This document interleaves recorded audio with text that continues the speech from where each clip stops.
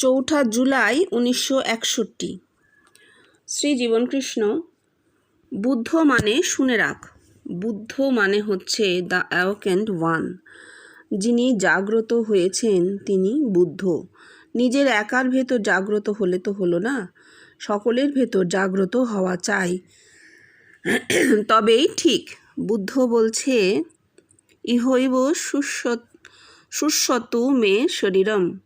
এই বলে ধ্যানে বসলো রহস্য করে। হ্যাঁ, বুদ্ধ যখন এই কথা বলে তখন সেখানে রিপোর্টার উপস্থিত ছিল, আর যেই না এই কথা শোনা অমনি চারিদিকে প্রচার করে দিল, ওরে শোন, তবে বুদ্ধ কখনো সংস্কৃতে কথা বলতো না। যখন বুদ্ধের শিষ্যেরা তাকে জিজ্ঞাসা করেছিল কি ভাষায় তার কথা লেখা হবে, বুদ্ধ বললে পালি ভাষায়, কেননা সংস্কৃত লিখলে সংস্কার জাগবে। সংস্কৃতে বুদ্ধ মোটেই কথা কইত না। বুদ্ধ কথার মানে যখন পল অ্যাডাম লিখলে দ্য অ্যাওয়েকেন্ড ওয়ান, তদ্দণ্ডেই আমি বুঝতে পেরেছিলুম বুদ্ধ বলে কোনো লোক ছিল না রে। শুনে রাখ, ধর্ম বলতে যা বোঝায় তা এই ঘরেই হয়েছে, আর কখনো কোথাও হয়নি। দেখ, একটা কথা তোরা লিখে রাখ, পরে বুঝবি। এই শ্রীকান্তবাবুর স্বপ্নে আমি শ্রীকান্তবাবুকে বলছি আমি আমার মাসোহারা গোবর্ধন প্রামাণিককে সব আগেই দিয়ে দিয়েছি। পরে বুঝবি স্বপ্ন কীরকম জিনিস, যখন ফুটবে তখন বুঝবি।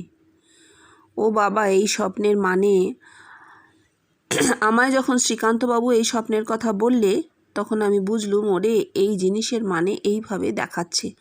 তোরা লিখে রাখিস, পরে বুঝবি। আমি শ্রীকান্তবাবুকে বলেছি এই স্বপ্ন মনে করে রাখতে। আচ্ছা, দেখো কি অদ্ভুত না। হ্যাঁ, এই পথিকের কথা হচ্ছে আর বুদ্ধর কথা উনি বলছেন। একটা লোকের মনে হবে একটু কাকতালীয় নয়, কিন্তু আসলে ফলো করে, আসলে চিন্তা ফলো করে। আমরা চিন্তাকে ফলো করি না, চিন্তাই ফলো করে সেই জায়গাটায় আমাদের নিয়ে যায়, বুঝতে পারি না। এখানে এইটাই হচ্ছে টাইম অ্যানিহিলেশন। এটা ঘটে আছে, আলোচনা হবে আজকে এটা। এই যে বলছেন বুদ্ধ মানে অ্যাওয়েকেন্ড ওয়ান, মানে যার চৈতন্য জাগ্রত হয়েছে তিনিই বুদ্ধ। এবং আমরা বৌদ্ধ ধর্মের ইতিহাস জানি না, তাই বৌদ্ধ ধর্মের ইতিহাস যদি আমরা পড়ি তাহলে জানবো সিদ্ধার্থ আসার আগে আরো প্রচুর বুদ্ধ এসেছেন। সব নাম আছে, দীপঙ্কর বুদ্ধ, তারপর কি সব বিরোচন বুদ্ধ, সব অনেক নাম আছে। সুতরাং প্রচুর বুদ্ধ এসেছেন। সিদ্ধার্থকে বলা হয় শাক্য মুনি, অর্থাৎ শাক্য দেশের ওই ছোট্ট রাজ্যের রাজপুত্র ছিলেন তিনি বুদ্ধত্ব পেয়েছিলেন। কেন তার বিশেষভাবে তাকে মনে রাখা সম্ভব হয়েছে? কারণ তিনি বিম্বিসারের সময় কাজটি করেছেন, ধর্মপ্রচারের কাজটি তিনি বিম্বিসারের সময় করেছেন। একটা রাজ অনুগ্রহ পেয়েছেন। রাজ অনুগ্রহ পেলে তার নাম সব জায়গায় লেখা হবে, তাকে লোকে জানবে। এবং রাজ অনুগ্রহ পাবার ফলে তিনি বিহার, আশ্রম এসব তৈরি করতে পেরেছেন। সেখানে তার শিষ্যরা সমস্ত লিপিবদ্ধ করেছেন। এবং যখন বুদ্ধ পালি ভাষায় কথা বলছেন, শিষ্যরা জিজ্ঞেস করছেন লেখাটা কোন ভাষায় হবে। তাহলে লেখা হচ্ছে, শাস্ত্র তার উপদেশ রচনা হচ্ছে, লিপিবদ্ধ হচ্ছে বলেই জিজ্ঞেস করেছে। তিনি বলছেন পালি ভাষায় হবে। হ্যাঁ, দেশি ভাষায় হবে। দেশি ভাষায় কেন হবে? কারণ ব্রাহ্মণদের জন্য শাস্ত্র আর লেখা হচ্ছে না। সংস্কৃত শুধু ব্রাহ্মণের অধিকার, সংস্কৃতে আর কোনো কারোর অধিকার নেই। ব্রাহ্মণের অধিকার আছে এমন কিছু আর লেখা হবে না, যা লেখা হবে সবার জন্য। বুদ্ধের সময় এই সিদ্ধার্থ বুদ্ধ শাক্যমুনি, এর সময় আমরা কি দেখছি যে একজন চর্মকার সুনীত, সে পর্যন্ত বুদ্ধের পরম শিষ্য হয়েছিল। কি করে হয়েছিল? তার মানে তিনি ওই জাতিভেদকে একদম ধরেননি, এবং শাস্ত্রের সকলের অধিকার বলে তিনি যে শাস্ত্র রচনা নিজে করেছেন বা তার শিষ্যরা করেছে, সমস্ত পালি ভাষায় লেখা হয়েছে। সাধারণের ভাষা, সাধারণের জন্যে ধর্ম। হ্যাঁ, তার মধ্যে এই বোধি লাভ হয়েছিল, তিনি বোধি লাভ করেছিলেন। কিন্তু তার মানে এই নয় যে তিনি একাই বুদ্ধ। তার আগে প্রচুর বুদ্ধ এসেছেন এবং তারপরেও প্রচুর বুদ্ধ এসেছেন, বোধি লাভ করা লোক এসেছেন। এবং আমরা কাকে দেখছি আমাদের চোখের সামনে? যদি বলো যে না না মাসি আর তো কারো নাম পাই না, আমি বলছি নাম আমি জীবন কৃষ্ণেরই বলবো, দ্য অ্যাওয়েকেন্ড ওয়ান। কেন? সেই অবলোকিতেশ্বর আর জীবন কৃষ্ণে এসে পাচ্ছি, যিনি সকলের মধ্যে জেগেছেন। তিনি নিজে জেগেছেন তা নয়, সকলের মধ্যে যার চৈতন্য স্বরূপ জাগ্রত, তিনি তো অ্যাওয়েকেন্ড ওয়ান, তাই না?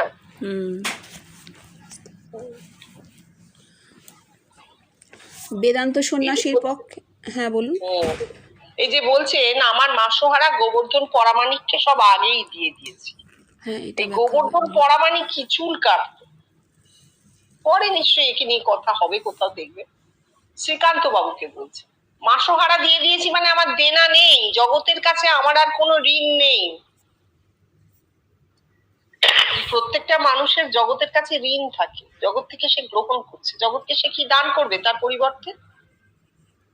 কিছু তো দিতে হবে। বেদ বেদান্ত বলো আর বৌদ্ধ শাস্ত্র বলো, সব কিছুতে আমরা কি দেখছি? জগতের কাছে গ্র্যাটিচিউড, কৃতজ্ঞতা স্বীকার করতে হয়, জগৎকে জানাতে হয় যে ধন্যবাদ, তোমার থেকে নিয়ে আমি এই জীবনটাকে কাটাচ্ছি, যা আমি গ্রহণ করছি তোমার থেকে, তার জন্য আমি তোমাকে কৃতজ্ঞ চিত্তে স্মরণ করি। সব এতে তুমি পাবে, সনাতন ধর্ম বলো, বৌদ্ধ ধর্ম বলো, জৈন ধর্ম বলো, যা ধর্ম। এটা হচ্ছে প্রথম কথা। তাহলে আমরা জগৎ থেকে ঋণী, জগতের কাছে আমাদের ঋণ আছে। তো সে ঋণ কি সচেতন? না, আমি আসার আগেই ঋণ গ্রহণ হয়ে গেছে। এবার সেই ঋণের পরিবর্তে যে দান, আমার অজ্ঞাত সালে সে দানও হয়ে যাবে। জীবনকৃষ্ণ তো আর জেনে জেনে সবার মধ্যে জেগে ওঠেননি, তার দানটাও এরকম ভাবে ফুটে উঠেছে। তাই বলছেন সেটা কি করে বুঝবেন? ওই বুঝলেন যে মাসোহারা আমি সব দিয়ে দিয়েছি, অর্থাৎ আমার ঋণ আর নেই, আমার জগতের ঋণ শোধ হয়ে গেছে।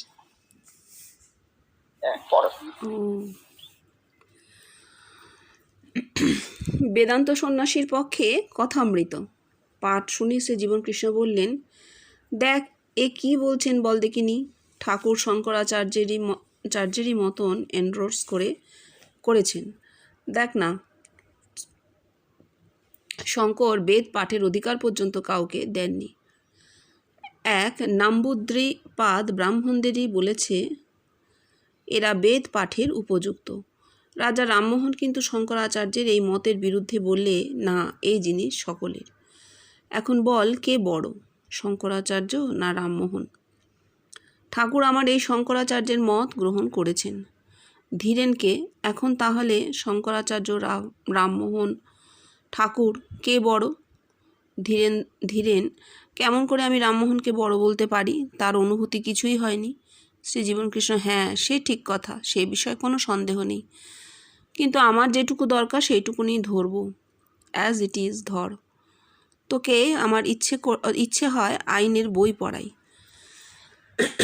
আমার যেটুকু দরকার সেটুকু নেব, এইটাই আইনে বলে, তার বাইরে যাব না। দেখ, যখনই কোনো ধর্মকথা বলবি নিজের দিকে চাইবি, আর এই ঘর শুদ্ধ লোকের দিকে চেয়ে দেখ। আর এবার আমায় বল। এই যে শঙ্করাচার্য, তিনি কি করেছিলেন? তিনি বেদের ধর্মের, মানে সনাতন ধর্মের, হিন্দু ধর্মের পুনঃপ্রতিষ্ঠা করেছিলেন। কেন হিন্দু ধর্ম বলছি? সনাতন ধর্মেও কিন্তু ওই ব্রাহ্মণের অধিকার আছে, এর নেই তার নেই এসব ছিল না। যেই বেদ পাঠ করবে সেই ব্রাহ্মণ, যে যজন যাজন অধ্যয়ন করবে সেই ব্রাহ্মণ। ধর্মটা জীবিকা অনুযায়ী স্থির হতো, বর্ণটা। হিন্দু ধর্মে কি হলো? জন্মগত অধিকার এলো। বেদের মানে সনাতন ধর্মে আমরা কিন্তু দেখিনি যে যে বংশে জন্মেছে সে সেই বংশের পরিচয় বহন করছে, না না। এটা হচ্ছে হিন্দু ধর্ম, যে তুমি জন্মটা থেকে বংশটাকে বয়ে আনছো, জন্ম থেকে তোমার বর্ণ স্থির। ব্রাহ্মণের ঘরে জন্মালে তুমি ব্রাহ্মণ, শূদ্রের ঘরে জন্মালে তুমি শূদ্র। এ কি করেছিলেন শঙ্করাচার্যের সময়? কি হয়েছিল? শঙ্করাচার্য হচ্ছেন 700-800 শতক। হ্যাঁ, সেই সময় বৌদ্ধ ধর্ম একেবারে মানে পিক অবস্থায়। শুধু বৌদ্ধ কেন, তখন দক্ষিণে বৈষ্ণব ধর্মেরও খুব রমরমা। এই যে একটা অদ্ভুত অবস্থা, চারিদিকে ভক্তি আন্দোলন শুরু হয়ে গেছে, ইসলাম এসে গেছে। এর ফলে কি হয়েছিল, যে ধর্ম সংকট তৈরি হয়েছিল হিন্দুদের। হিন্দু ধর্মের পুনঃপ্রতিষ্ঠার জন্য শঙ্কর এসেছিলেন। আবার করে বর্ণাশ্রম, আবার করে ব্রাহ্মণদের শাস্ত্র পাঠের অধিকার, শুধু সংস্কৃতে লেখা হবে, সেগুলো পড়া হবে, এবং বৌদ্ধদের সঙ্গে তর্ক বিতর্ক করে তাদের পরাজিত করা, তাদেরকে আবার স্বধর্মে মানে হিন্দু ধর্মে ফেরত আনা, এইসব হচ্ছিল শঙ্করের কাজের বিষয়। এখন ধীরেন দা শঙ্করের ওই অদ্বৈতবাদ পড়ে নিশ্চয়ই খুব বেশি ইনফ্লুয়েন্সড ছিলেন, তাই বলছেন রামমোহনকে কি করে বড় করব, তার অনুভূতি হয়নি। হ্যাঁ, না হয়েছে, কিন্তু রামমোহন তো হৃদয়ে অনেক বড়। তিনি তো এই বর্ণ একেবারে মানেননি। তিনি তো হিন্দু ধর্মের সংস্কার করে হিন্দু ধর্মকে প্রায় উচ্ছেদ করে দিলেন। যার হৃদয় বড় তাকে আমি মান্যতা দেব না? কেউ একজন আত্মিক কথা বলছেন, কিন্তু তার হৃদয়টি বড় ক্ষুদ্র, সেখানে তিনি ছাড়া আর কেউ নেই। সেখানে তিনি আর তার অনুসরণকারী কয়েকজন চেলা চামুন্ডা নিয়ে তিনি বসে আছেন। তার হৃদয়, আর এমন ব্যক্তি যিনি জগতের সমস্ত মানুষের জন্য দুঃখে কাঁদেন আর ভাবে না সবার ভালো হোক, সবাই বেদ পাঠ করুক, সবাই ভগবানকে জানতে চাইলে জানতে পারো, পিতা তো সকলের। তাহলে আমি কাকে বলবো যে কে ভালোবেসি, কাকে আমি নেব? হ্যাঁ, এখানে ধীরেন দা একটা মানে ফেকড়ি কেটেছেন যে অনুভূতি হয়নি। আচ্ছা, অনুভূতি হয়েছে হয়নি এই বিষয়েও আমাদের কিন্তু কিছু জানা নেই। এক তো যার অনুভূতি হয়, সে যদি নিজে না টের পায় যে এটা আমার অনুভূতি, তাহলে সে কোনোদিনও বলতে পারবে না, তাই তো? এমন মানুষ তো আছে যে স্বপ্ন দেখছেন, অনুভূতি হচ্ছে, কিন্তু তিনি টের পাচ্ছেন, তিনি বুঝতেই পারছেন না কি হচ্ছে, কাউকে বললেনই না কোনোদিন, সেভাবে গুরুত্বই দিলেন না জিনিসটা। তাহলে তাকে কি বলা হবে? তাহলে আমরা ধরবো না যে তার অনুভূতি হয়েছে কি হয়নি? এখানে রামমোহনের অনুভূতি, এক তো রামমোহন এখানে মারাই যাননি, বিদেশে মারা গেছেন, আর তারপরে তার আত্মিক জীবন নিয়ে তিনি একটি কথাও বলেননি, তিনি সারাক্ষণ জগতের কথা বলে গেছেন। এইটা কৃষ্ণ বললেন যে তোকে আইন পড়ানো দরকার, যেটুকু দরকার সেটুকু নেব। ধর্ম কথা বললে নিজের দিকে চাইবি। কেন বলছেন নিজের দিকে চাইতে? ধীরেন দাকেই বলছেন, কিন্তু এত ভালোবাসার পাত্র, তবু তাকে বলছেন যে নিজের দিকে চাইবি কেন? ধীরেন দা বড্ড আচারী ব্রাহ্মণ ছিলেন, তাই দিন জন্য তিনি আচারী শঙ্করকে এন্ডোর্স করছেন। রামমোহন ওই গোটা পাটা খেয়েছেন, রামমোহনকে পছন্দ করছেন না। বলছিলাম মানুষ কথা বলে, তার ভেতর থেকে সব বেরিয়ে আসে, এই বেরিয়ে এলো। ধীরেন দা, মা কৌশল্যা তোমার মনের কথা খুলে বলো, মা কৌশল্যা মনের কথা খুলে বলে ফেলেছেন যে তিনি আচারী শঙ্করকে এন্ডোর্স করছেন। অত বড় হৃদয় রামমোহনকে এন্ডোর্স করতে পারছেন না।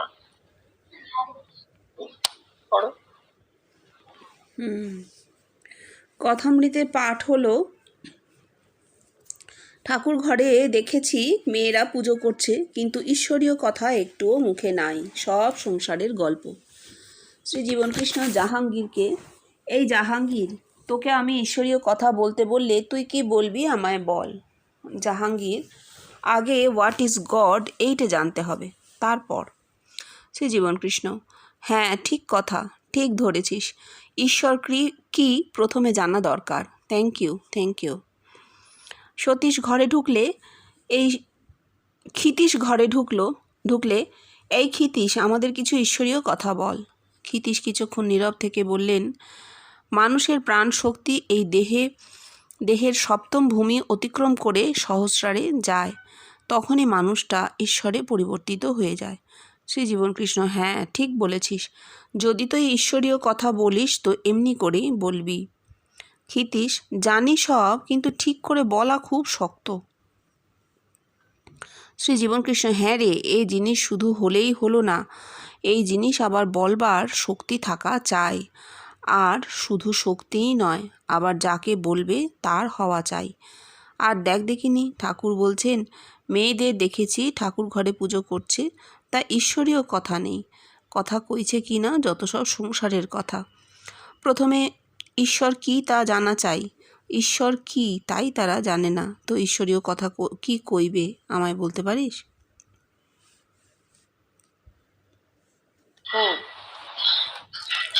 তাহলে এই যে বলছেন ক্ষিতিশদাকে বলছেন, তার আগে বলছেন ঠাকুর দেখেছেন, ঠাকুর বলছেন মেয়েরা পুজো করছে, ঈশ্বরীয় কথা বলছে মুখে, একটিও মুখে না ঈশ্বরীয় কথা, সব সংসারের গল্প, অথচ গেছে ঠাকুর করে। এখানে জীবনকৃষ্ণ বলছেন যে আগে তো জানতে হবে ঈশ্বরকে, তবে তো ঈশ্বরীয় কথা।